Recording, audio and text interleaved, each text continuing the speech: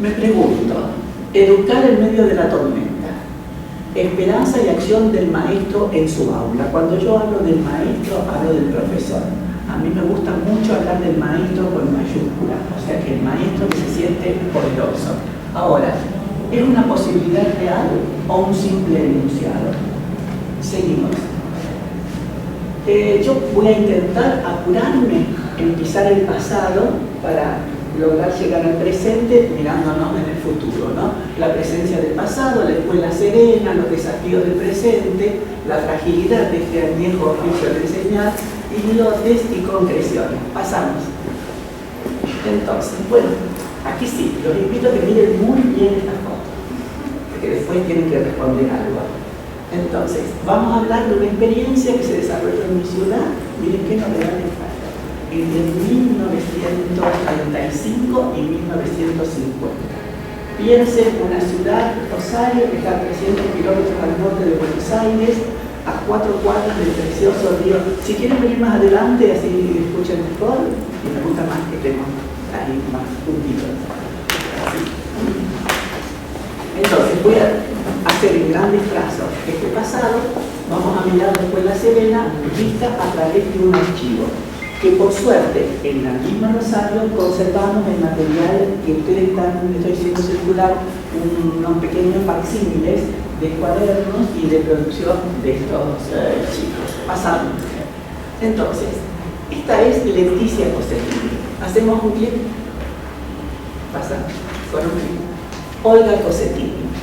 Mujeres nacidas en la plena Pampa. Ustedes saben que Rosario está al lado del río Paraná, como les acabo de contar, y en una pampa que parece un crepe, ¿no? Una sola lomina. Ellas son hijas de un inmigrante italiano, Antonio Cosentini, que llega a la Pampa con 22 años, con muchas ilusiones, para ser maestro en esta Pampa. Se encuentra con el pequeño detalle que no habla castellano, es un italiano de la Toscana, pero sí se da cuenta que lector de la realidad, que esta gente de la Pampa le gustaba mucho tocar la guitarra, rapear, cantar, y se fascinaban con láminas que podía mostrarles. Entonces, Antonio, mientras aprende a hablar castellano, utiliza estos recursos, utiliza la música intuitivamente. Como buen italiano, amaba la ópera, el teatro, un hombre inquieto, y utiliza un elemento que no sé cómo se llama, una lámpara, le decimos nosotros, que uno podía poner una lámina y la lámina se proyectaba. Ellas dos nacen entonces en esta Pampa y comienzan a transitar su infancia y su educación. Olga se recibe de maestra y luego Leticia, que es más joven, en esta, seguimos adelante. Y comienzan a trabajar en una pequeña población rural, Rafaela. Ella comienza a incursionar, a darse cuenta, se escribe mucho con gente de la escuela nueva. Estamos en el año 35, perdón, cuando ella comienza en Rafaela es el año 30.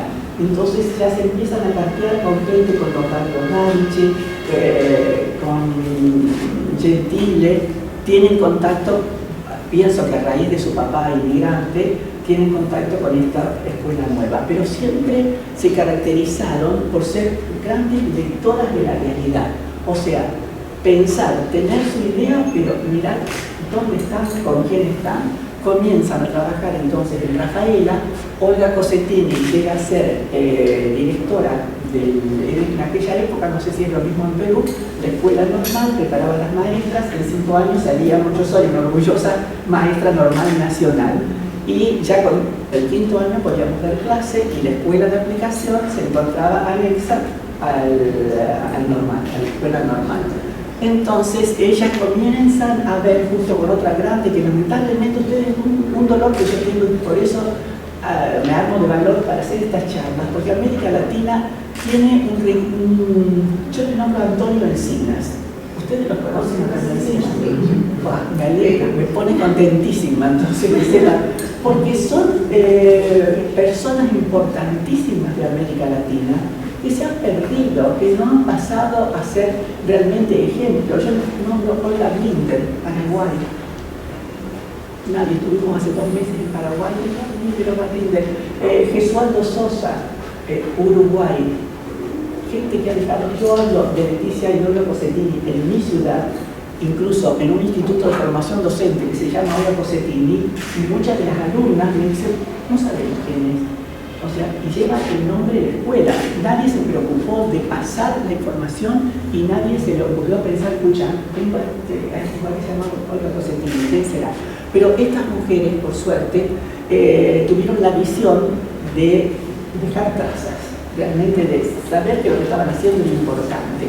Eso es lo que tenemos que recuperar, me parece, el orgullo de ser maestros con mayúscula y que no estamos en un trabajo cualquiera.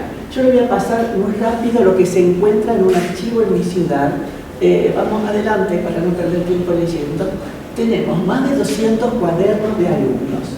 Acá traje yo algunos pocos facsímiles de los cuadernos, que me interesa que ustedes miren con el tiempito que vamos a tener para conversar. Vamos a analizar a ver qué les llamó la atención.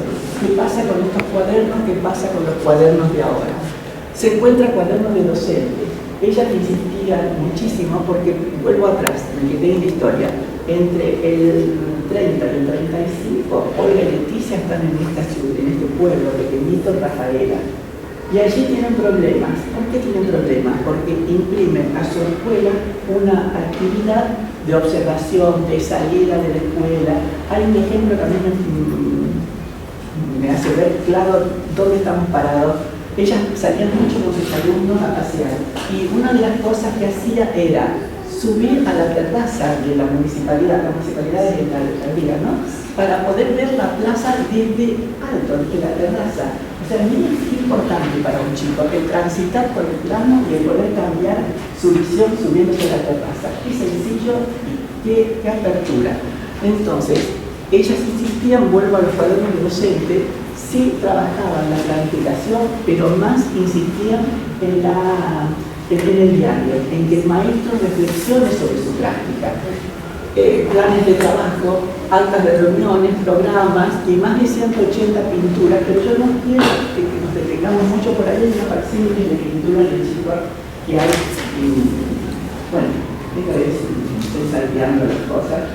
Se dibujaban los mapas, por ejemplo, y era una escuela humilde, de barrio, sin posibilidades, no había maestros de arte, no había maestros especiales, era el arte.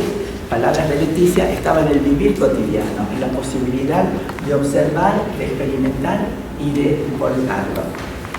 El programa general de institutos sociales, más de 180 pinturas y acuarelas de alumnos, vayan pasándoselo así vamos ganando el tiempo. Y otra de las cosas, de los puntos, ella que acá les preguntaron a ustedes, jerarquizaban mucho la palabra.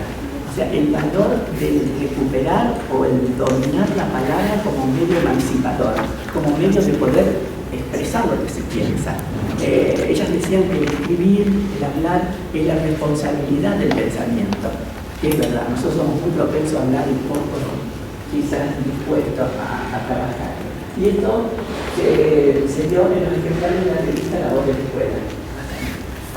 Estos son los cuadernos de clase que estamos viendo facsímiles. Dejamos Rafaela, porque si me puedo contar las historias, parece una telenovela.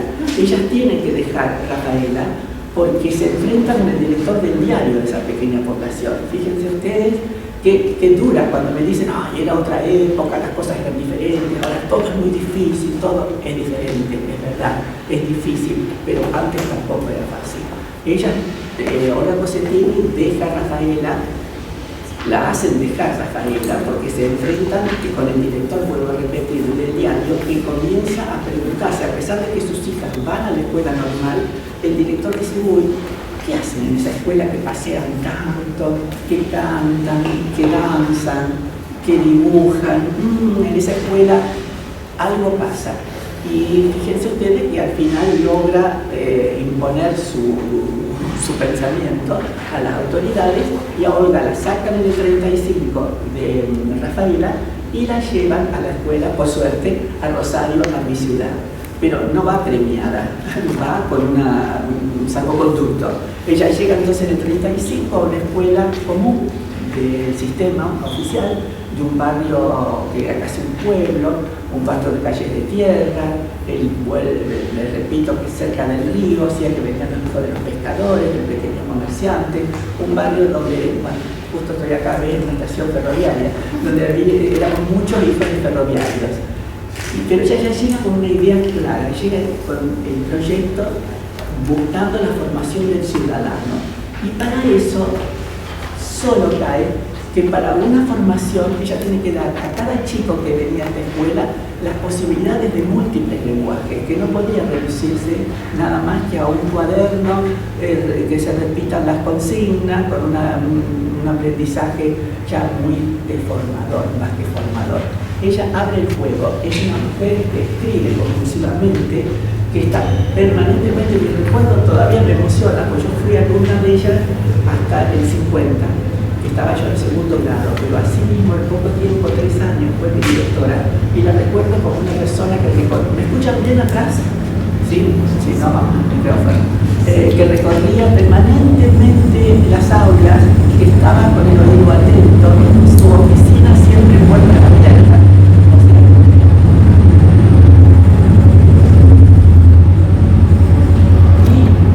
Se da cuenta también la importancia de la observación, de poder escribir lo que se observa. Hace el cruce del arte y la ciencia. Lo primero que ella consigue, fíjense ustedes también qué valor, qué atrevida, porque integra a los padres a la vida de la escuela. Yo no sé qué pasa aquí, pero en general en mi ciudad, en Argentina, la cooperadora de los padres, la cooperadora de padres, o la cooperativa, sirve para pintar las paredes, para mejorar el patio, para arreglar, no sé, algo que no funciona. Estas mujeres decían, no, estas maestras, el padre debe ser parte activa en la educación de los chicos. Entonces, uno de los primeros avances es sacar los pupitres y poner mesas hexagonales. Yo no sé si han fijado en el cuaderno que no hay corrección prácticamente. O a lo sumo encuentran uno muy bien escrito en lápiz, porque se usaba mucho la autocorrección y la corrección por parte del compañero. Y una de las sacan los pupitres para las mesas, utilizan el recurso, cada salón tenía una mesa en la arena. ¿Qué material didáctico tan fácil de conseguir? El río estaba a 4 cuadras, pues una mesa común con una baranda, arena, ahí servía tanto para jugar como para demostrar, no sé, el cauce, por qué un río tiene que ir, sigue el agua, los desniveles del terreno. O sea, la mesa de arena era un elemento más. Y jerarquiza la biblioteca y el laboratorio donde se iba a trabajar, sobre todo con los microscopios. Se trabaja directamente en el cuaderno con acuarelas. Ahí sí, contábamos con algo importante, que el material en aquella época era muy noble. El cuaderno tenía unas hojas fuertes que permitían la acuarela. Muchas veces ahora retaseamos eso. Y si se fijan también en los cuadernos hay coherencia, no está cortado así, matemáticas, la raya paso a lengua, la raya ciencias sociales. Había unidad, había una armonía en esto. Fíjense cómo está allí la observación, otra cosa, y muchas veces, quizás haya algún facsímil allí, el margen ya era parte del cuaderno. Incluso hay varios ejemplos de que el alumno o la alumna dibujaban y daban vuelta a la hoja y seguían dibujando. Pasamos a la otra. Pasan los años, ella llega en el 35, tiene que hacer estudiar a los maestros. Piensen en el 35, recién los albores de la psicología infantil, de los proyectos. O sea, estamos hablando de un momento de apertura. Ella llega a una escuela que había 600 alumnos. Ah, me muevo y te molesta, pobre. Me quedo quieta. Y 32, 33 maestros. Comienza a utilizar las reuniones en las escuelas como reuniones de estudio. Yo tuve la suerte luego de ser vecina, esas cosas que uno no valora en su momento, se da cuenta después.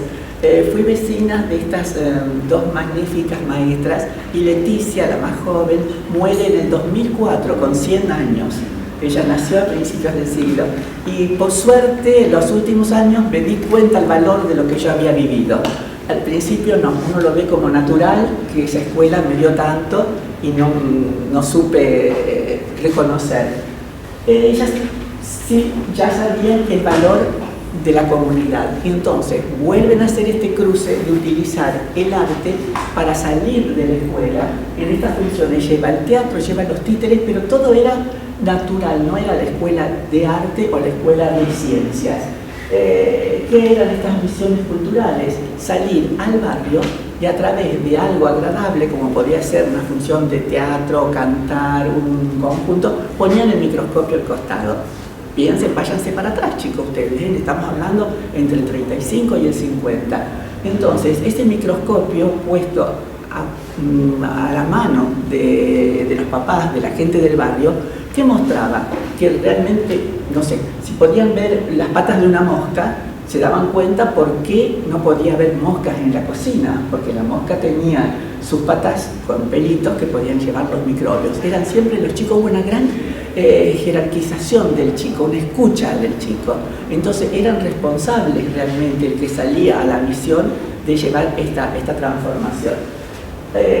Bueno, esa es una belleza. Ellos se autodenominaban, y no que era la tónica de todos esos grandes maestros que tuvimos latinoamericanos y que por moda, por lo que nos venden de afuera, no sé, miramos primero lo que nos traen, ¿no es cierto? Cosas, no sé qué sucede y ojalá no esté ocurriendo aquí en Perú, lo que está ocurriendo en mi provincia, que estamos mirando el modelo de Finlandia. Bueno, yo me pregunto, muy interesante, pero no sé cuánta afinidad tenemos con los finlandeses en geografía, en idiosincrasia, en forma de ser. Entonces uno se pregunta, pucha, bueno, ¿qué sucede? ¿Por qué estamos mirando a Finlandia y no estamos mirando a un Cosentino, a un Gesualdo, a una Encina, a una Olga Rinde? Ellas, por eso pluralizan, se autodenominaban como latinoamericanistas, laicas y liberales. Liberales de aquella época, no los liberales, sí, actuales. Y utilizar el recurso de esta responsabilidad de transmitir a través de la voz de la escuela. Se usaban, miren qué vieja lo que les estoy contando, las revistas se imprimían unos viejos mimeógrafos, como unas rotativas, que a lo mejor será como la Minerva que tienen ustedes, se imprimían, pero luego cada ejemplar era colaborado por un chico de la escuela, o sea, se llevaba algo personal, había una impronta. Y se evitaba al mismo tiempo, fíjense, nuestros propósitos para llegar a los papás. Sí, pasamos, Isabel. Bueno, vamos, antes de pasar ahí, hay un facsímil de los boletines, que es para mí otro ejemplo de la responsabilidad de ellas. Existía y el doble juego, o sea, estaba dentro del sistema, lo cumplían, pero buscaban la manera de que esto llegase a los padres. Por ejemplo, la evaluación. Existía la clásica libreta en aquel momento de una pequeñita, suficiente, insuficiente, SS, eso iba a las familias. Yo pienso ahora, mi papá y mi mamá, un matrimonio que no había terminado ninguno de los dos la escuela primaria, con mucho amor, yo única hija, pero poco acceso a la cultura o a los códigos. Entonces estas mujeres tuvieron esa valentía también de hacer trimestralmente estos boletines para todos, donde mi papá sabía que yo, Amanda Pacotti, cómo era mi estado físico, cómo jugaba, cómo estaba mi estado intelectual, cómo recortaba, cómo me conducía en el recreo. Mi papá cada 3 meses sabía qué hacía yo en la escuela.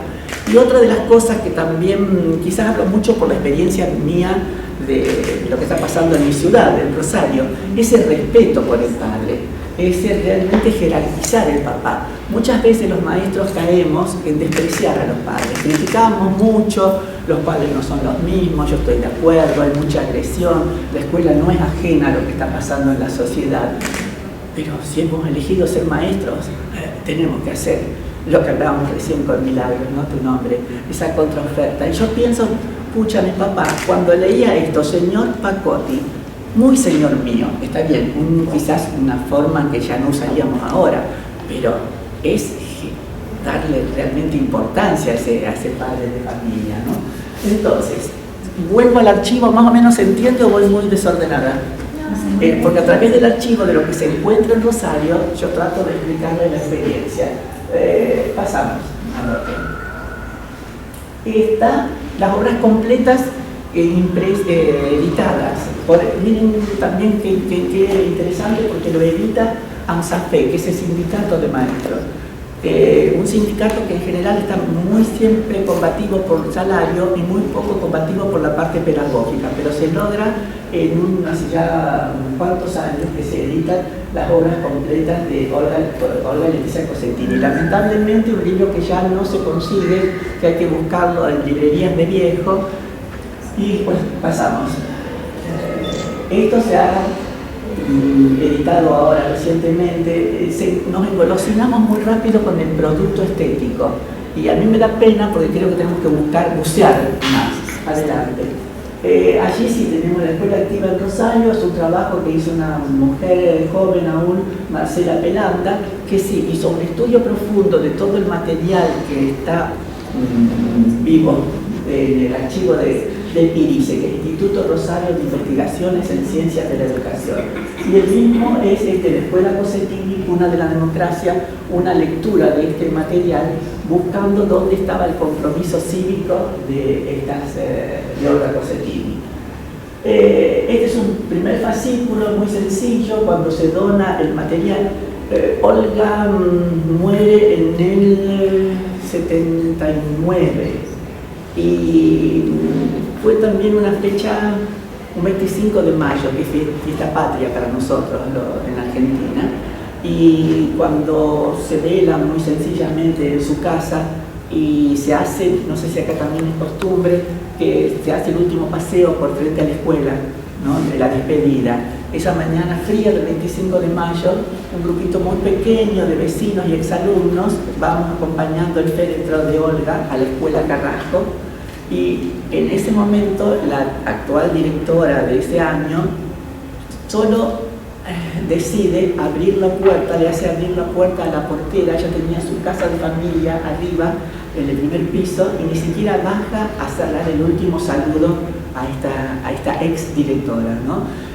Yo ahí sí ya tuve esa cosa que decir, ay, aquí el sistema no va a reconocer, se va a reconocer antes por los alumnos, por los gérmenes que ellas dejaron, y trabajaron fuertemente en la parte de cooperativismo. Y otro de los puntos valiosos, que nada se hacía el como sí, sino que se hacía de verdad. El niño que trabajaba en la cooperadora, o en la cooperativa, perdón, en la cooperativa escolar, era responsable, realmente responsable. Se vendían la merienda, facturas, no sé, para el recreo, cuadernos, lápices, pero el alumno era responsable de esa cooperativa. Entonces existía también un organismo de delegados, de consejeros, porque cuántas veces pensemos los maestros, hacemos las cosas el como sí. Yo digo, sí, bueno, tengo un delegado, pero después no lo escucho al delegado, no estoy apurada porque tengo que terminar de tocar la campana o el timbre, debo irme. Entonces pasamos como sobrevolando ciertas cosas que son muy importantes. Ellas le dieron especial énfasis a la cooperativa escolar y trabajaron de la misma manera la cooperadora de padres. Seguimos, después está la serie Epistolario. Hay un material, pero fantástico, les invito a alguien consigue una beca y se puede ir a Rosario a estudiar, vale la pena. Porque una de las cosas que nos ponemos a pensar ahora, cómo se contactaban entre ellas. Por ejemplo, a esta escuela fue de visita Gabriela Mistral, Juan Ramón Jiménez. Hay una carta conmovedora de Cortázar, ustedes que son de las letras. Cortázar era maestro en Chivilcoy, un pueblecito de la provincia de Buenos Aires, y le manda una carta que es una ternura hacia la experiencia esta que estaba naciendo. Se escriben con Gesualdo Sosa, el maestro de Uruguay. Decíamos, ¿cómo se daba eso, ¿no? ¿Qué pasaba? Entonces, están estos documentos y cartas, son intercambios con colegas, personalidades de la pedagogía, no solo de las letras, sino de las ciencias. Bueno, Bepolevi, un matemático y físico, creo, ¿no? Que estaba en Rosario, visita la escuela, entonces se guarda la correspondencia institucional y mucho material de los alumnos. Sí, seguimos, Isabel. Bueno, me estoy salteando un poco, pasemos a la otra. Bueno, me apuro y cuento el final para que... Eso se desarrolla entre el 35 y el 50. Ella va dejando trazas, realmente. Es una de las primeras en tomar el tema del indigenismo. Incluso la invitan, o sea que uno no sabe cómo, porque era una mujer muy sencilla, estaba viviendo de su sueldo.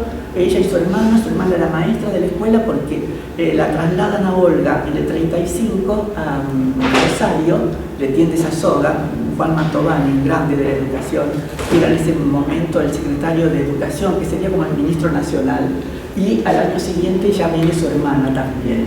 Entonces, ella trabaja entre el 35 afianzándose en este proyecto. Es muy dura, o sea, nosotros vemos cosas hermosas, cuadernos, pinturas, color, pero tenía un proyecto muy definido y hay cosas que son realmente conmovedoras cuando uno lee la evaluación, por ejemplo, que ella hacía anualmente de sus maestras. Hay una que a mí me dejó así, pero digo, caramba, una pobre señorita, bueno, NN, 2 puntos y puso incompetente, punto y seguida, solicito su traslado. No le llevó ni un renglón y medio a definir que esa maestra no iba para el sistema, porque ella utilizaba, vuelvo atrás un poco, las reuniones de maestros, los hacía estudiar. Se estudiaba psicología infantil, ella trabajaba mucho con proyectos, o sea que trataba de que también sus maestros fuesen creciendo. Hay una historia muy risueña, pero que marca esta realidad. Tenía un maestro en la escuela, un maestro Mendoza Sarmiento de apellido, ese que era un hombre muy formal, muy formado y que estaba bastante enojado con la llegada de esta directora a la escuela. Entonces lo que hacía en las reuniones de personal, se ponía a leer el diario. Ostensiblemente dice, abría así el diario y leía el diario. Olga lo dejaba, hasta que un día, me contaba esto su hermana, llega Olga muy contenta y le dice, ya el maestro está conmigo, porque hoy dobló el diario, lo puso sobre la mesa y dijo, no estoy de acuerdo, señorita, con usted. Dice, ya está, ya estamos juntos, ¿no? O sea que eso es lo que queremos transmitir. Cuando estamos convencidos, vamos adelante. Entonces, la serie fotográfica es un lujo también, porque hay más de 600 imágenes, a pesar de que en aquel momento no era muy común utilizar este recurso, que muestra la vida de la escuela. Adelante. Acá tenemos algunas. Esa es Olga Cossettini, una escuela, una más del sistema, pero siempre todos éramos partícipes de los actos escolares, ya sean los formales o cuando venía alguna visita importante o cuando se hacía algo que les voy a mostrar adelante. Aquí, por ejemplo, la práctica del civismo. Todos los años se elegía los chicos que iban a estar al frente de la cooperativa escolar y se hacían campañas políticas realmente, con eslogans, se pintaba la patria de la escuela. Entonces, el niño es el máximo tesoro. Nadie puede ser feliz si no lo es su vecino. Fíjense cómo en pequeñas cosas ya iban sembrando, ¿no? Y acá muestra las elecciones del centro estudiantil y cooperativo. Busquen después, que en Google debería pasar, hay un video también bastante viejo, 22, 23 años tiene ya, que es la Escuela Serena, la escuela de la señorita Olga. Y allí están las declaraciones de que en este momento era el candidato a ser el presidente de una de las listas, creo que era celeste y blanca.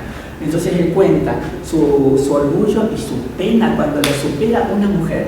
Queda una nena como presidente y pierde las elecciones. Adelante. Entonces aquí se hacía un acto como debe ser. Se votaba y se hacía el escrutinio en un lugar abierto donde todos participaban.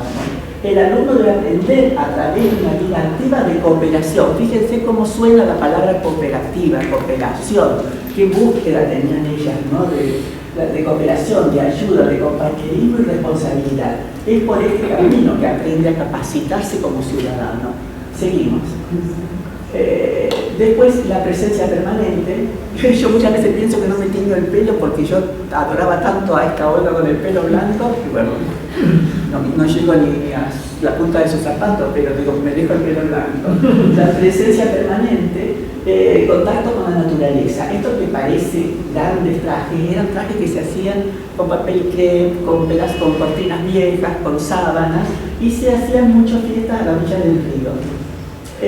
Bueno, no me voy a detener en muchas, voy a contar una que es un ejemplo. Olga tenía su oficina, como yo les dije antes, con la puerta abierta. Había un alumno, hizo un grandote de 15 años, porque en la escuela donde iban los chicos del barrio, y este grandote de 14, 15 años, que tenía que ser alumno de primer grado, de 7 años, nadie lograba meterlo en un salón porque era un chico de la barranca, hijo de pescadores, y empezó a venir a la escuela con pájaros que él mataba con la gomera, se los ataba el cinturón y venía con 2 o 3 pájaros muertos. Gran revuelo, se imagina, llegaba este Menacho, el apellido, con estos pájaros atados. Las maestras no querían saber nada, él andaba por el patio y luego lo llevó a su oficina. Bueno, un día, 2 días, varios días, hasta que un día Menacho llega sin pájaros. Se acerca a la oficina de Olga y le dice: señorita, ahora solo mato lo que como. Dice que fue el asombro de los compañeros. ¿Cómo es esto? ¿Qué ha hecho Olga? ¿Qué le dijo? ¿Qué hizo? No, dice Olga, no hice nada especial, solamente él compartía el escritorio y yo le presentaba reproducciones de los acuarelistas ingleses, que vieron que son una maravilla los acuarelistas ingleses en la copia de la naturaleza, y han mantenido un diálogo diciendo qué hermoso este pájaro, no sé. Ella no hizo mención a lo que estaba pasando con estos pájaros, ¿no? Sino que ahí está como la educación a través del arte, ¿no? Entra. Y el contacto con la naturaleza era uno de los fuertes. Seguimos. Bueno, estas son las misiones culturales que salían al barrio, parece una película de Fellini, ¿verdad? Otra de las cosas con estas, no sé si vamos a pasar a la próxima. Bueno, volvemos atrás. En estas visitas, ellas hacían mucho hincapié en la estimación, no en la exactitud. Había cosas que tenemos que recuperar. Uno va a la escuela, ¿me escuchan bien atrás, chicos? Si no, vuelvo a mi micrófono. Ellas decían que uno va a la escuela para aprender, no tiene por qué avergonzarse del error. No usábamos la goma de borrar. Cuando algo no iba bien, se hacía una raya y se rehacía. O sea, no era vergonzoso el haberse equivocado. Para eso estábamos, para eso íbamos a la escuela. Entonces se hacían las operaciones también en el mismo cuaderno y se usaba mucho la estimación. En los paseos, por ejemplo, no sé, si yo tenía que llegar de aquí hasta el fondo, hasta donde estaba un árbol, yo alta, grandota, ¿cuántos pasos daba para llegar hasta ese árbol? Tantos. A ver, Milagro, que es más bajita que yo, ¿cuántos pasos dará? Y ahí está el desarrollo del pensamiento y no la cosa así de obligación, de exactitud, que bueno, menos ahora que tenemos tantos recursos. El diámetro, ¿cuántos brazos precisamos para darle un abrazo a este árbol? Esas cosas tan sencillas que hemos perdido ahora, no sé por qué, por la fotocopia, por las cosas que en los manuales, que esa era otra historia. No existía el manual, pero sí existía una biblioteca que teníamos libre acceso por el placer de ir a leer. Nadie iba a la biblioteca para terminar un cuestionario, o como pasa en mi ciudad, y espero que no pase aquí, que muchas veces mandan a un chico en penitencia a la biblioteca. ¿Qué amor podemos despertar por la lectura si va castigado?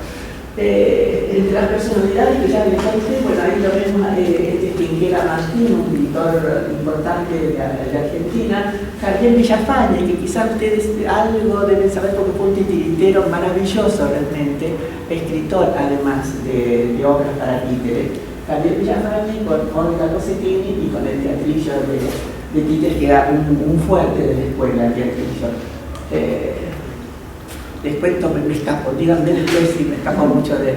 Cuando yo comencé a trabajar en el 60, mi primer día de clase como maestra lo hice en mi escuela Carrasco, de reemplazante. Ya saben ustedes lo que son maestros, el suplicio cuando uno empieza, ¿no? Que tiene que correr para cubrir algún cargo reemplazante. Cuando yo llego a la escuela Carrasco, mi primera cosa, digo, ay, el teatrillo del títere, ¿dónde estará el teatrillo? Nadie sabía nada del teatrillo, ni idea. La bibliotecaria por ahí, cuando yo le pregunto, mira, hay algo allí en el depósito donde están los mapas. Y ahí estaba el teatrillo tirado. ¿no? Ya habían pasado, habían desaparecido las mesas, habían vuelto los pupitres, había desaparecido la mesa de arena, se habían embaldosado los patios, habían desaparecido los árboles, había desaparecido una fuente, una fuente donde había peces en el patio, que cada tanto se caía alguno en la fuente también. Bueno, pasamos a ver. Se encuentra por suerte también allí, se han logrado rescatar más de 400 libros y revistas sobre pedagogía, historia, sociología. Bueno, esto está, por eso después quiero hablar de la red Cosentini, porque esto está, si bien preservado, está en el Instituto de Investigaciones, donde tienen acceso los investigadores, los cientistas de la educación. Pero yo creo que nosotros cumplimos el legado de ella, que quería trabajar y ser parte de los maestros, ¿no? O sea que es importante tenerlos adelante. Pero, y acá me planteo un poco, yo repito mucho, pero estoy en una campaña de que recuperemos el valor, chicos. Somos importantes, no somos empleados o obreros, que los respeto a todos, pero tenemos una posibilidad. El valor y la posibilidad que tiene un maestro en su aula, si yo cierro la puerta, pues no viene acá a verme ni la directora, ni la ministra, ni la inspectora. Yo puedo tener realmente presencia en mis alumnos y en mis padres. Entonces, esto lo dice Olga en el 41, en una conferencia. Si yo tapo la fecha, miren qué vigencia, ¿no? Es el maestro sobre el cual operan un sinnúmero de factores, primando la influencia deformadora de la escuela y más tarde el cúmulo de exigencias de programas, horarios, campanas suministradas en dosis de minutos. Y por sobre todo esto, la ciencia pedagógica que en forma de preceptos, normas y principios abstractos ha recibido. El maestro, repetimos, es el que con su esterilizante indiferencia agota la vida en flor del niño en la escuela. Es duro. Decir esto en una conferencia, después se editó, le costó lo que les voy a contar que le costó. Seguimos, pasamos a ver. Bueno, voy a terminar la historia para pasarnos ya un poco a preguntarnos qué estamos haciendo. Olga, con toda esta innovación, se le tornó en Rosario también difícil la situación. No era muy reconocida. Ella dijo, y lo escribió, que toda escuela que hace pensar a sus alumnos crea enemigos. No es fácil. Es más sencillo sacar chicos, ¿no es cierto?, como pide el sistema, los apruebo, los repruebo y adelante. Mientras que si yo busco otra cosa, no es tan sencillo el camino. En 1950, ella ya llevaba 15 años al frente de la escuela, había obtenido un reconocimiento internacional, que son esos misterios que no se plantea. Ella había viajado incluso. ¿Qué pasa allí? El 17 de agosto, que es la fecha que se festeja a San Martín, al general San Martín, ellas eran sarmientinas y sanmartinianas. Olga, magnífica oradora, hace un paralelo ese día, 17 de agosto, entre el general San Martín y el actual presidente de ese momento, que era el general Perón. El 27 le llegó la exoneración. ¿Por qué la exoneran? Por actividades antiargentinas. Y ella hace un descargo, que era la carta que vimos al principio, pero no vamos a perder tiempo, así podemos conversar un poco. Ella hace un descargo diciendo, sí, actividades antiargentinas son estas, 2 puntos, y reseña la cantidad de acciones que ella desarrolló en esos 15 años, pero no le valió de nada. Quedó fuera del sistema en el 50 y nunca más volvió al sistema. Y su hermana, que era maestra de la escuela Carrasco, al año siguiente la jubilan. O sea, ambas quedan fuera del sistema. Como tuvo Olga esa visión, ella sabía lo que iba a pasarle, que iba a ser sancionada en algún momento. Entonces, todo este material ella lo guardó en su casa, en su dormitorio. Es conmovedor pensar. Ellas vivían en este barrio, en el barrio Alberdi, donde a pocas cuadras de la escuela, pues ellas vivían en ese periodo de 15 años en la escuela. Se le daba la casa habitación al director. Cuando la exoneran, se va a vivir a una casa muy sencilla, que actualmente todavía existe, y es velada allí, lo que yo les estaba contando, ese 24 de mayo a la noche, el 25 ya es su sepelio, Y en su dormitorio, la hermana Leticia nos muestra lo que estábamos saludando, las cajas de cartón en que ella había atesorado todo este material, porque lo que estaba en la escuela se lo confiscan. Había como una brigada que iba a combatir las actividades anti-argentinas, así que arrasaron así en el escritorio, pero ella tenía en su casa un material que sabía que era importante. Entonces, más o menos quedó muy confusa toda la historia para pasar, va bien. Eso quedó como dormido, como cercenado. Cuando Olga la exoneran en el año 50, yo estaba en segundo grado, y viene, no sé si para bien o para mal, la escuela agonizó, no la cortan así abruptamente. La escuela va perdiendo poco a poco, ya no se dibujan más los mapas, se calcan, desaparece. Ellas no utilizaban la campana para el recreo, sino que se marcaba el principio y el final con música, porque decía que ningún chico puede empezar a jugar cuando toca un timbre o una campana y dejar de jugar cuando toca otro timbre. Entonces se iba marcando una cosa, todas de sentido común, la verdad, ¿no? De cosas así que uno dice, pucha, ¿por qué se fue todo tan deteriorando? Entonces, esto queda como parado, y luego resurge Leticia, la hermana más joven, asume, toma la antorcha, yo diría Olga Cosentini, todo este material que tenían en su casa se dona, se deja en el Instituto Rosario de Investigaciones en Ciencias de la Educación, se atesora allí y bueno, tiene subidas y bajadas políticas como son estos nuestros países, ¿no? Según el director del instituto, las cosas se muestran más o se muestran menos. Aquí hay una serie de preguntitas, ¿no? Se enseña a enseñar dónde y con quién. El orgullo de la profesión ha dado lugar a la autocompasión. Esta es mi mirada argentina, ¿eh? Yo no sé qué pasa aquí, pero nosotros, los maestros en Argentina, parece que somos las víctimas del sistema. Somos los mal pagos, los despreciados, y creo que hemos dejado un lugar muy grande, lamentablemente, ¿no? Antes de esa autocompasión. Contención y acompañamiento no son suficientes. Lo afectivo no excluye el conocimiento. Eso también es otra de las cosas que hay que barajar, porque muchas modas de nuevas formas de metodología, que el global, que la psicolingüística, hace bajar la obligación que tiene la escuela y el maestro de enseñar. ¿Cómo? Bueno, pues estamos para eso, pero la escuela tiene que enseñar si somos honestos con los alumnos. No podemos promover chicos que salgan de la escuela analfabetos. Estamos engañándonos y engañándolos. Se imita, se sigue, se copia el modelo pedagógico del momento y la oferta de modo de la sociedad de consumo. Esto lo estamos viviendo nosotros, pero viene todo impreso, el manual trae además el cuaderno de ejercicio, y además del cuaderno de ejercicio viene la ficha de no sé qué diablos, que si uno se pone a leer, en general son de mala calidad, las poesías son... Cristel escribe, tiene una editorial, entonces escribe poesía y edita el manual con sus poesías, ¿no? No hay un desconocimiento de lo que se le debe ofrecer a un chico. Poco sentido común a la hora de tomar decisiones o de proyectar nuevas actividades. Y mucho temor. Ay, ojalá no me pase nada. El acoso y o la denuncia flota en la mente de todos los maestros. No somos ingenuos, sabemos que es difícil, pero para eso estamos. Y siempre uno consigue aliento.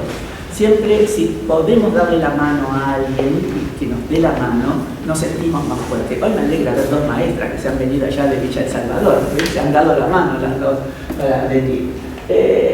Otro de los temas también es la higiene visual. En general atiborramos tanto el cuaderno. Yo veo los cuadernos de mis nietas allí, gordos así de fotocopias infames algunas, porque ¿quién puede colorear con felicidad un osito que mide 1,5 centímetros? Digo, yo la próxima vez que tenga que charlar con maestro le voy a llevar una fotocopia y que a ver qué contento se ponen, porque no solo terminan de colorear ese osito, sino que al lado tienen, no sé, un canguro que también tiene que colorear chiquitito. ¿Qué chico no puede dibujar 10 manzanas o arbolitos? ¿Por qué esa cosa? Porque es cómodo, porque lo recorto, lo pongo allí y unifico. Y así como unifico el cuaderno, unifico lo que está dentro, ¿no? Es bien serio. Entonces, y la higiene visual también, vamos salgamos de esas cosas estereotipadas que le metemos. Está de moda, no sé qué bichos que hay ahora de moda, porque ya ni conozco, tendría que asesorarme ahí los chiquitos. Estas nuevas imágenes, en mi época era Sarah Kane, pero bueno, ahora no sé quién está. Pero ¿por qué tenemos que copiar eso para ponerlo como ilustración en nuestras aulas? ¿Por qué despreciamos el producto del chico? Hace poco tiempo estuve en una escuela de Rosario, llegué para el Día de la Bandera y estaba el salón de actos decorado, qué sé yo, había 50 palomitas, todas iguales, recortadas prolijamente, blancas y azules, el color de la bandera. Yo miro las palomitas, digo, bueno, a ver, damos la charla y digo, bueno, me parece perfecto. 50, 60 palomitas que indudablemente lo hizo una o dos maestras, las encargadas de organizar el acto, que han estado dibujando, recortando esas palomitas. ¿Qué le dice esas palomitas al chico? Si yo hago que cada alumno de un grado de la escuela dibuje su paloma y decoramos ese salón de acto, hay otra cosa, además, entre nosotros. Yo prefiero que un maestro, en vez de estar 2 horas recortando palomitas, duerma la siesta, aunque sea, y venga el otro día contento, dispuesto, con ideas. O sea, nos estamos como infantilizando. ¿Por qué tenemos que poner el abecedario? Yo no sé, allá se consigue un abecedario, bueno, la P en una pera, pero ya viene. Pero tenemos tantas cosas para poder poner en el salón, y después también se ve bueno, no es el caso de esta estación, que es una maravilla, eso me olvidé de agradecer, que es bellísimo este espacio, tanto de contenido como de estética, ¿no? La verdad que uno entra y se siente muy bien en un espacio, en una exposición como la de homenaje a Blanca Varela, la de la imprenta. Eso es jerarquizar. ¿Qué pasa si yo llego, está todo mal colgado, mal pegado, o sea, guirnaldas que las cuelgo porque es la fiesta y después mueren colgadas allí? O sea, también, esa estética que tenemos que dar, que va también entrelazado entre la ética y la estética, ¿no? Y poca ternura y mucho sermón, ¿no? De ese dedo índice, ese asunto de los gritos, de las imposiciones, más ahora que la verdad la brecha ya entre el maestro y el alumno es muy grande. O sea, tengo que manejarme con otros parámetros, tengo que realimentarme con lo que me está ofreciendo el chico. Seguimos. Bueno, estos cossetinianos, para que no crean que yo soy solita, la única que anda aquí repartiendo cosetini, tenemos un maestro que es realmente un muchacho joven que trabaja en un pueblito de Santa Elena, de Entre Ríos, Argentina, en la Mesopotamia, allí camino del Paraguay. Un muchacho joven que conoció Cossetini, que se le abrió el mundo al conocer Cossetini, porque dijo que acá hay algo, alguien más pensó, escribió y ejecutó. Y él está, como puede, pero está logrando hacer también un cambio a través de esos gurises, porque allá en esa zona de Entre Ríos, a los chicos les llaman los gurisitos, sus gurisitos. Él ha cambiado también y tiene 1000 recursos y sabe dar la vuelta. Quiso dar una vuelta de manzana con sus chicos y con sus gurisitos, era reemplazante y la directora no le dejó. Entonces dice, bueno, yo no le voy a dejar a los gurisitos sin paseo al día siguiente. Vengan cada uno con su lonchera, como se entere, con su merienda, con su sombrerito, y vamos a dar la vuelta por el patio de la escuela. Entonces no encontró nada mejor que dar la vuelta por el patio de la escuela y hacer la merienda frente a la dirección. Ahí hace escuchar música celta a sus alumnos, hicieron la rueda, escucharon música, comieron y vuelve al salón. Dice que acaba de entrar al salón y aparece la portera y le dice a Augusto, dice la directora que cuando quieras podés dar la vuelta de manzana. O sea, le dobló el codo a la directora de buena manera, sin enfrentarse, buscando un recurso. Bueno, está la escuela Carrasco, donde se hizo la experiencia, el archivo Cossetini. Hay una escuela que se llama Vittorio Olo Cossetini, en un lugar, en un pueblo joven muy duro allí de Rosario. Hay otra escuela que llega, pero eso son cositas que van apareciendo así. Nos falta todavía encontrar el cauce, ¿no? Está la Fiesta, el legado Cossetini, el Instituto Superior, pasamos, Isabel, de Ciencias de la Educación, el Islotes Lejano. Y fíjense quién tenemos en los Islotes Lejanos, una pionera, que es la Escuela de Clara, en Pachacama, Perú. Aquí toda una bella historia también esta de un matrimonio, Carolina Viale y Salvador Velarde, creo que es el pintor, que conocen Cossetini y se dan cuenta que todas sus ideas que ellos tienen volando hubo alguien que las pensó antes. Educación para el cambio, en Perú tenemos un grupo francés de educación nueva, un instituto Piaget en Cartagena, bueno, en Paraguay, Montevideo, en Brasil, en Chile, en la cooperativa. Estamos todos intentando a través de un Consejo Latinoamericano de Educación por el Arte, es mucho título y poco todavía, poca acción, a pesar de que hace 30 años que estamos, pero buscando una contraoferta. Yo repito quizás mucho unas palabras, pero son las que me tocan, porque digo, basta de comprar cosas que vienen, enorgullezcamos no de nosotros, de los latinoamericanos, de las cosas que tenemos valiosísimas. Pasamos, Isabel. Bueno, esta palabra de la hermosa Leticia ya tenía sus 80 y tantos años, y siempre se puede hacer algo más si se cree en lo que se hace. A mí me parece que ese es un resumen magnífico de lo que ellas trataron, que lo pudieron practicar y que lo están transformando. Pasamos a ver. Entonces, las concreciones. ¿Qué es una aula creativa?